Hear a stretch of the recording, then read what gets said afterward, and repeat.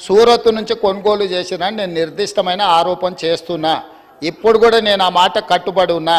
ఈరోజు ఎక్కడైతే సూరత్ నుంచి కొనుగోలు చేసిండ్రో వాటన్నిటిని కూడా నేను నిరూపిస్తాను.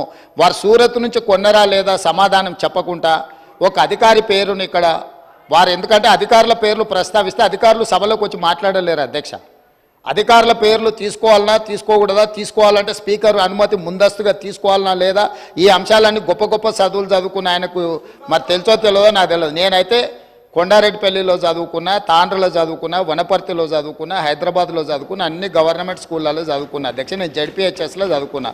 నేను గుంటూరు పోలేదు.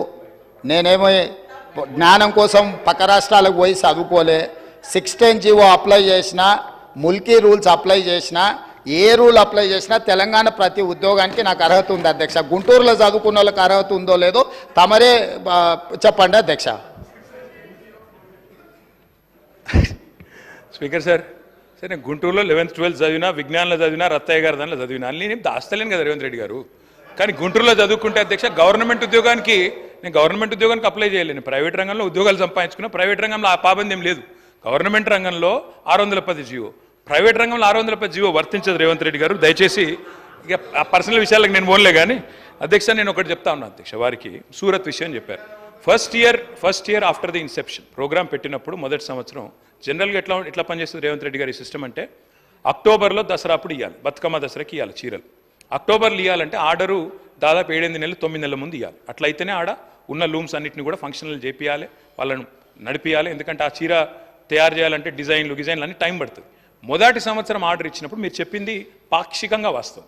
ఏమైంది, ఆర్డర్ నిర్ణయం లేటుగా తీసుకున్నప్పుడు ఏమైంది, మరి ఈసారి మనం మొత్తం వీడికెళ్ళి సిరిసిల్లకి వెళ్ళి చేయలేము, కొంత మేరకు అవసరమైతే బయట నుంచి, ఎందుకంటే 1 కోటి చీరలు తేవాలి. 1 కోటి చీరలు అక్కడ ఉన్న మగ్గాల మీద మొత్తంగా మొదటి సంవత్సరం నిర్ణయం తీసుకోవడంలో జాప్యం జరిగింది. కాబట్టి కేవలం మొదటి సంవత్సరం మాత్రమే కొంత ఆర్డరు బయట నుంచి తెప్పించిన మాట మొదటి సంవత్సరం మాత్రమే. సూరతే కావచ్చు, అది టెండర్ పిలిచినాం, టెండర్లో ఏది వస్తే అది. మీరు అందుకే అంటున్నాను ఆఫీసర్ పేరు తీసుకున్నారన్నారు. యాక్చువల్లీ అధ్యక్ష నేను కూడా బిజినెస్ రూల్స్ చదివినా. మీరు కావాలంటే ఆఫీసర్లను స్పెషల్ అటెండీస్ కింద పిలవచ్చు, కావాలంటే పిలిపియండి, చర్చ పెట్టండి, నేను వద్దంటలేను. దయచేసి నేను వారితో కోరేది ఏంటంటే, ఏమన్నా అనుమానం ఉంటే రేవంత్ రెడ్డి గారు 10 ఏళ్ల పాలన మీద బ్రహ్మాండంగా ఎంక్వైరీ చేయండి. ఎక్కడ తప్పులు జరిగినా మీరు చర్య తీసుకోండి. We welcome it sir, we welcome it. ఆ విషయంలో అనుమానం లేదు అధ్యక్ష. ఇంకొక 2 విషయాలు అడిగారు వారు. ఎంఎంటీఎస్ అడిగారు. ఎంఎంటీఎస్ ఎయిర్పోర్టు ఉమ్దానగర్ గురించి అడిగారు. ఆ టైంలో అప్పుడున్న ప్రభుత్వంలో కరోనా తర్వాత నిజానికి కొంత ఇబ్బంది అయిన మాట వాస్తవమే. ఆ రోజు మేము ఎంఎంటీఎస్ ముందుకు తీసుకొని పోవాలనుకున్నా కేంద్ర ప్రభుత్వ సహకారం కూడా మాకు ఆశించినంత రాలేదు. ఇప్పుడు మీరెట్లయితే వివక్షాన్ని వదిలిపెడుతున్నారో మేము కూడా గట్లే పెట్టినాం. ఈరోజు మీకు తత్వం బోధపడ్డది, మాకు అప్పుడే అర్థమైంది. కాబట్టి అది మా తప్పు కాదు. చివరిగా అధ్యక్ష నేను ఇంకొక 10 మినిట్స్లో ముగిస్తాను అధ్యక్ష. నేను ఇంకొక మాట అధ్యక్ష, నిన్న మొన్న నేను పవర్ డిమాండ్ కూడా చర్చ విన్నాను అధ్యక్ష. వారు ఏం చెప్పారు అధ్యక్ష, మినిస్టర్ గారు? కేటీఆర్ గారు, మీకు అవకాశము 10 గంటల 7 నిమిషాలకు మీకు అవకాశం ఇచ్చిన. ఇప్పుడు 12:25 అవుతుంది. ఇంటర్వ్యూను ఒక అర్ధగంట జరిగింది.